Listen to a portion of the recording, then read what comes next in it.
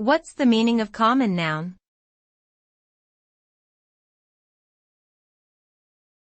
Common noun.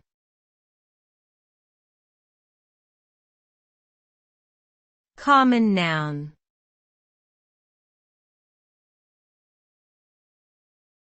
Common noun.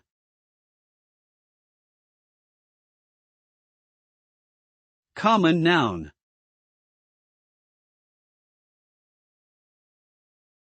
A common noun is a type of noun that refers to a general, non-specific person, place, thing, or idea. It differs from a proper noun in that it does not refer to a specific individual or entity, and it is not capitalized unless it appears at the beginning of a sentence. Examples of common nouns include chair, dog, and city. Common nouns are used to describe everyday objects or concepts without specifying a particular instance. They play an important role in language by allowing speakers to communicate about general categories of things rather than specific instances.